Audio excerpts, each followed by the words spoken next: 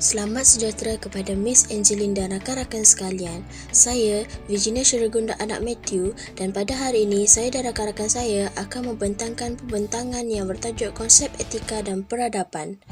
Untuk pengenalan, makna etika menurut Greek ethos adalah budaya, perangai, kepribadian, sifat, karakter, sikap dan adab yang menentukan tingkah laku sesuatu golongan.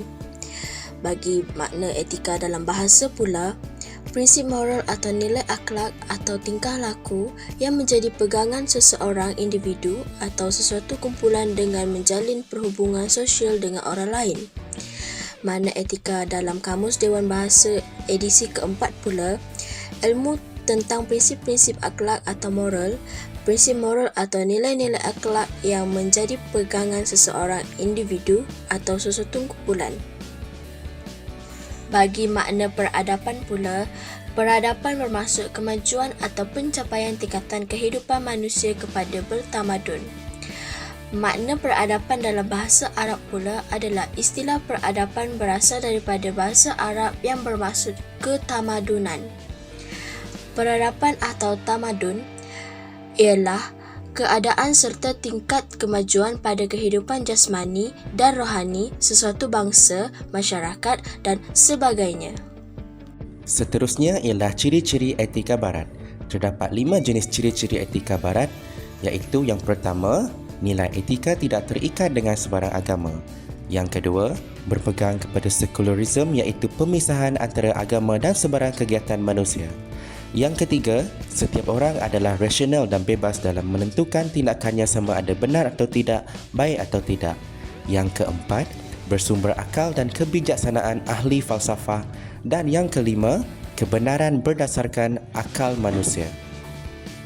Sejarah kebangkitan tanah Melayu terdiri daripada kaum tua dan kaum muda, tetapi berlaku konflik pemikiran antara mereka. Kaum tua merupakan aliran pemikiran tradisional atau konservatif dan peranan ulama adalah mendapatkan ilmu tentang Islam. Terdapat beberapa peranan ulama semasa sejarah kebangkitan tanah Melayu, iaitu fokus dengan agama, menganggap ilmu dunia atau moden tidak penting dan menganggap kuasa barat bukan ancaman besar bagi orang Islam. Manakala kaum muda, mereka merupakan aliran islah atau pembaharu, reformis dan tajdid. Mereka juga membentuk aliran pemikiran utama pada abad ke-19 dan awal abad ke-20. Seterusnya, kejayaan yang dicapai adalah mendapat pengaruh gerakan pembaharuan daripada Mesir dan Turki dan lebih menonjol pada abad 1920-an.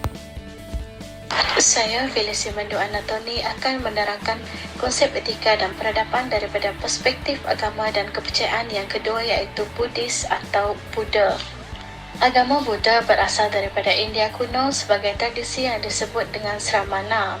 Buddha dikenal oleh umatnya yang disebut dengan Buddhis sebagai sang Mahaguru Agung yang telah mendapat pencerahan dan membagi ilmunya untuk membantu sesama dalam mengakhiri masalah dan penderitaan yang dialami. Buddha telah menemui 4 kebenaran mulia dan keempat-empat prinsip ini dipatuhi oleh semua penganut Buddha. 4 kebenaran ini ialah yang pertama ialah penderitaan terdiri daripada penyakit, usia yang tua, pemisahan daripada orang tercinta, menginginkan apa yang kita tidak dapat dicapai dan membenci sesuatu yang tidak dapat dielakkan. Kebenaran mulia yang kedua ialah setiap penderitaan disebabkan oleh nafsu dan usaha untuk memenuhi nafsu kita. Kebenaran mulia yang ketiga ialah penderitaan dapat diatasi dengan menamatkan nafsu. Yang keempat ialah nafsu boleh ditamatkan dengan mematuhi jalan 8 lapis. Jalan 8 lapis mulia adalah amalan yang akan membawa penganutnya ke arah kesedaran diri, kebebasan dan akhirnya nirvana. Dalam setiap unsur dalam jalan 8 lapis mulia, istilah benar dialihkan kepada perkataan bahasa Sanskrit iaitu samyak yang bermaksud penyelesaian, perpaduan, kesepaduan dan kesempurnaan. Pada zaman ini, amalan ini telah diabaikan, diubah dan hanya beberapa daripada prinsipnya diamalkan. Jalan 8 lapis mulia kadang-kala dibahagikan kepada 3 bahagian asas. Penderitaan yang dimaksudkan ialah seperti sakit perut, sakit gigi ataupun sesama iaitu penderitaan biasa. Sementara penderitaan yang muncul kerana perubahan ialah seperti rasa putus asa dan perasaan sedih. Lalu penderitaan yang disebabkan oleh jasmani ialah seperti lahirnya seorang sebagai manusia. Yang seterusnya ialah Hinduism, Dharma, kewajipan dan kebenaran. Ia harus dilaksanakan oleh setiap individu sesuai dengan posisi sosial, usia, jenis kelamin dan status kehidupan mereka dan berhubungan dengan kebenaran, keadilan dan keseimbangan kosmik yang berfungsi sebagai panduan untuk bertindak dengan cara yang benar dan adil. Bagi peradaban Hinduism pula, konsep Chaturvarna iaitu 4 kasta. Yang pertama, Brahmana, yang kedua, Kshatriya, yang ketiga, Vaishya dan keempat, Sudra. Ini bertujuan untuk menjaga keseimbangan sosial dan memastikan bahawa setiap individu menjalani peranannya dalam masyarakat dengan memenuhi dharma mereka. Konsep etika dan peradaban daripada perspektif agama dan kepercayaan yang terakhir ialah Kristian. Agama Kristian merupakan agama terbesar di dunia, kira-kira 2.14 bilion penganut di seluruh dunia. Kristian mempunyai 3 aliran yang terutama iaitu Katolik, Roman, Ortodok dan Protestan.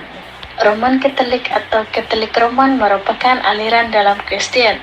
Mengikut Roman Katolik, mereka mendakwa bahawa aliran ini diasaskan oleh Yesus. Gereja Roman Katolik yang bertempat di Rom dan dipimpin oleh seorang Pop. Menurut mereka, Pop ialah wakil Tuhan di bumi. Pop juga mempunyai kuasa untuk menghapuskan dosa.